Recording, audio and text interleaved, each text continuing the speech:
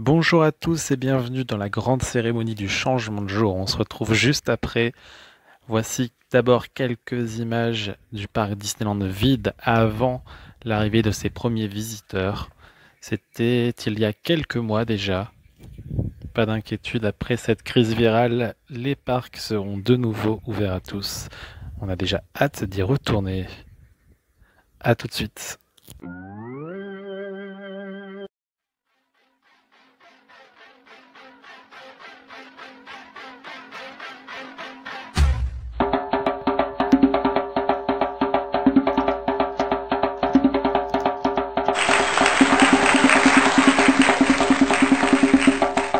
Il y a un film Disney qui est sorti il n'y a pas très longtemps dans les salles au cinéma, c'est le film En Avant. Malheureusement, vu le contexte actuel, c'est impossible d'aller le voir, mais les États-Unis ont trouvé une solution. Il sera dès aujourd'hui en téléchargement digital et dès le 3 avril sur Disney+. C'est le cas aux États-Unis. Par contre, en France, légalement, ce n'est pas possible, donc il faudra être un peu patient. On ne sait pas ce qu'il en sera, s'il y aura une ressortie salle pour le cinéma ou autre. En ce jour de printemps, rappelons-nous cette petite perle de 1947, le 9e casting Disney, Coquin de printemps, en original Fun and Fancy Free. Je vous laisse regarder un petit extrait. Le seul film réunissant vos 4 héros préférés. Bingo, Donald, Jiminy Cricket et Mickey, créé par Walt Disney lui-même. Oh, je n'arrive pas à le croire! Un classique de Walt Disney, Coquin de printemps. Pour la première fois en vidéo, en édition limitée, spéciale 50e anniversaire. À Disneyland Paris, il y a une référence par rapport à cela, c'est Sir Mickey avec le haricot magique qui pousse devant et envahit la boutique de Fantasyland. On a également le livre des contes de fées, le pays des contes de fées.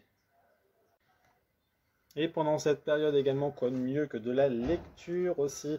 Le journal de Mickey sort toutes les semaines, hein, on vous le rappelle, tous les mercredis dans tous les bureaux de tabac presse. Et vous avez le droit d'y aller, ils sont encore ouverts, hein, c'est comme un achat de première nécessité, n'oubliez pas votre autorisation de sortie. Et cette semaine uniquement, le journal de Mickey est à 1,50€ au lieu de 2,50€, c'est une promo, donc autant en profiter. Vous avez le temps de le lire avec des BD, des petits jeux et une belle petite page sur Justin Bieber en plus cette semaine. De quoi faire plaisir par exemple à ma collègue Manon. Continuons dans les médias maintenant dès lundi. M6 change ses programmes avec un retour dans le temps pour nous aider à supporter le confinement. Quoi de mieux que la douceur des téléfilms de Noël? Et oui, on est au mois de mars, peu importe, Noël revient. Quoi de mieux donc que les téléfilms de Noël? Ce sera du lundi au vendredi à 13h50 et à 15h25. On aura certainement au moins l'un des téléfilms produits par Disney. Je pense par exemple à Miracle sur la 34e rue, Le Noël des Muppets, Le Père Noël a disparu, Comment épouser un milliardaire, Le fils du Père Noël ou encore La fille du Père Noël. Et oui, tout ça, c'est du Disney. Pour continuer sur tout ce qui est programme télé, ce soir sur W9, encore une soirée Simpson. Donc là, on est au milieu de la saison 29. Ce sera de 21h05 à au moins 1h30 du matin.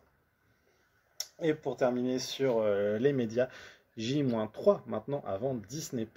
Enfin, il y aura des exclusivités, notamment ce magnifique documentaire Une journée à Disney, qui durera 1 heure. Hein, donc il y aura plusieurs documentaires d'1 heure qui mettront en lumière des employés et leur rôle chez Disney du point de vue de l'ex-PDG Bob Iger. L'ex-PDG, parce que vous savez que maintenant c'est Bob Chapek, l'ex-PDG, donc celui qui gérait la branche Disney Parks, qui devient PDG de Disney de manière générale.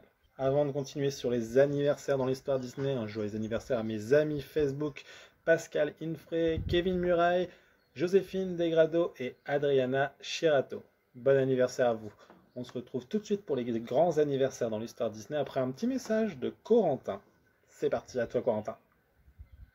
Coucou tout le monde, coucou Tony, c'est Corentin. Je fais cette petite vidéo aujourd'hui pour partager avec vous l'un de mes meilleurs moments à Disneyland Paris. Donc pour ma part, c'était le 6 juin 2015. C'était la toute première fois que je mettais les pieds à Disney. Et franchement, c'était une journée juste féerique. Le fait d'arriver sur Main Street USA, avec en face le château de la Belle au Bois dormant, on s'en prend plein les yeux, on est dans la bulle Disney, dans l'univers. C'était franchement la plus belle journée de ma vie.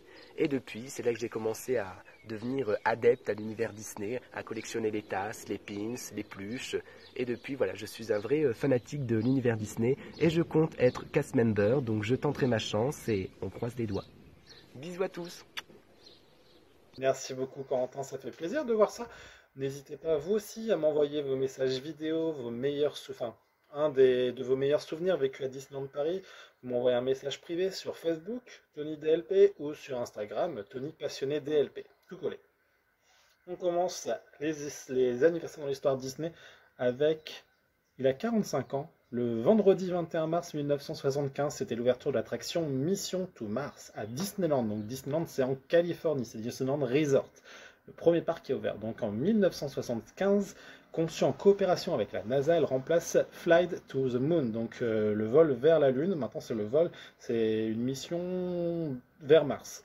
Donc Flight to the Moon qui avait ouvert en 1967, les invités embarquent dans une fusée pour l'espace puis atteignent la surface de la planète Mars. C'est une très bonne attraction qu'on n'a malheureusement pas en France. Il y a 16 ans, le dimanche 21 mars 2004, c'était la première mondiale du film aux États-Unis, La ferme se rebelle.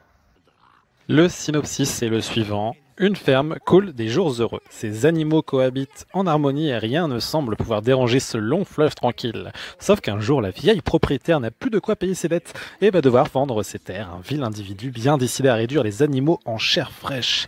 Meuglement de terreur chez les vaches qui vont tenter de capturer un bandit local pour s'adjuguer la récompense de 1000 $ et ainsi sauver la ferme du bonheur. Donc sorti en France le 28 juillet de la même année, en 2004 donc, en animation 2D. On appelle aussi ça la ferme de la prairie au Québec. Vous savez, ils aiment bien tout franchiser au niveau des noms des titres de films. Donc ce film dure 1h16 et sera bien sûr disponible dès mardi sur Disney+.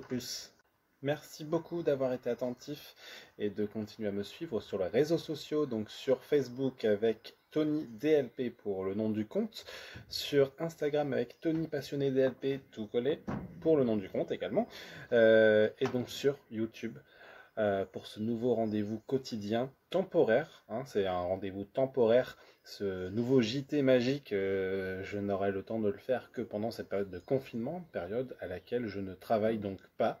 Donc ça me permet de m'occuper et je passe beaucoup de temps tout de même pour le montage, pour le tournage et pour surtout les recherches, pour vous apporter un maximum d'informations et continuer à faire vivre la magie Disney. Merci encore, n'oubliez pas de me suivre, de liker, de commenter. À bientôt, à demain pour la nouvelle grande cérémonie du changement de jour en compagnie de bien sûr de Tigrou Voyageur. Ciao!